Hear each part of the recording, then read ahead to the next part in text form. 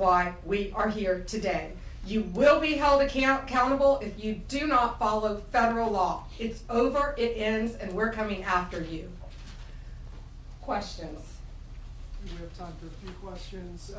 David Spott with Fox News.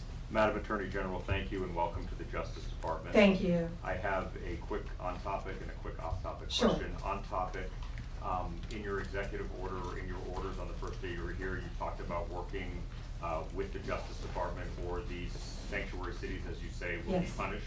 Today you're putting people on notice. Right now, we're just lawsuits. Is this going to go further? What kind of punishment are we talking about? Is there any grounds to charge individuals, charge politicians? How far is this going to go?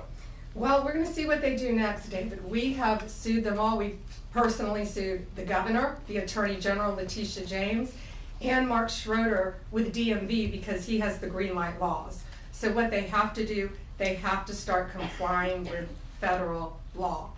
If they don't, we're going to appeal it, and we will win. They have to comply with federal law. Did you have a second question? I did have a second off-topic question in this regard to the judiciary. Today, Elon Musk, who has enormous influence in the Trump administration, posted on X, quote, "There needs to be an immediate wave of judicial impeachments, not just one."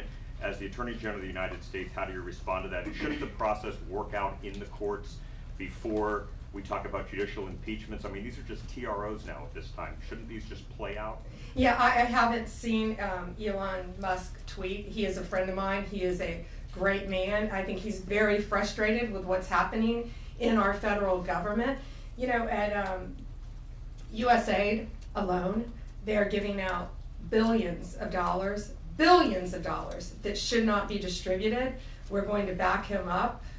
You know, we work our whole lives in this country, and we all pay taxes in this country. And for people to find out that $2 million is going to Guatemala for sex changes is outrageous. And we're going to back up Elon Musk every way we can. That includes lawsuits against these people who are doing that, and we will be successful. Do you have concerns about judicial impeachments? That's not going to happen now. We're going to look at everything. We're going to follow the law right now. We're going to follow the process. These are federal judges with lifetime appointments, but they will be struck down ultimately by the Supreme Court of the United States if the appellate courts don't follow the law as well. Lana Richard with the AP. Hi. Hi. Thanks so much. I also have an on-topic and an off-topic. Sure. First of all, can you just briefly walk us through what the legal claims are you're making in this lawsuit? Yeah, absolutely. So the green light laws are that, this is what the green light law says. It's a green light to illegal immigration, which says they can comply. That law is unconstitutional. They can't do that.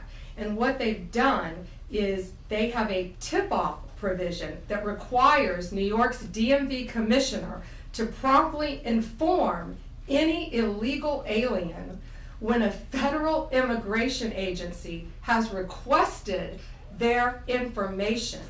So think about the men and women in law enforcement behind me. That's basically, that's not basic, it's tipping off an illegal alien, and it's unconstitutional. And that's why we filed this lawsuit, and that's why we charge Mark Schroeder too, because he runs DMV. Oh, I'm sorry, you had a second question. Yeah, my off-topic question, I wanted to ask about Mayor Eric Yes. Adams' case. As of at least a few moments ago, SDNY still has not dropped that case. Have you or other DOJ leadership spoken to the acting U.S. Attorney and SDNY since the memo was sent earlier this week? And what will you do if she refuses to drop the case? I have not spoken to her. I know our acting DAG, Emil Bove, has spoken to her, and Chad Mizell may have spoken to her, but that case should be dropped. It was done at the directive of Emil, so that case should be dropped. I did not know that it had not been dropped yet, but I will certainly look into that. Reagan with Daily Caller. Hi, thank Hi, how are you? Tom Homan suggested this week that someone from within the FBI may be leaking information about the ICE raids and that such could be putting officers' lives at risk.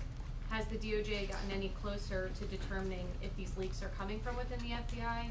And what will the consequences be if they can identify the leakers from the FBI? Excuse me. Well, first, I can't talk about anything that is ongoing, and that is ongoing. And it's really for the similar reasons of what I said earlier. The great men and women in law enforcement standing behind me today, they must be protected. And anytime anyone leaks or tips off anything regarding a pending investigation, that jeopardizes lives. You're telling a bad guy what's about to happen. It could jeopardize the lives of all the men and women in law enforcement. We will not stand for it.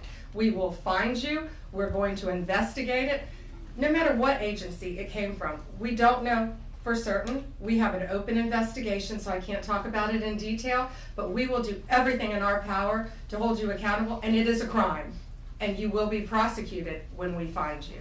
I got time for one more. Alana Austin is next.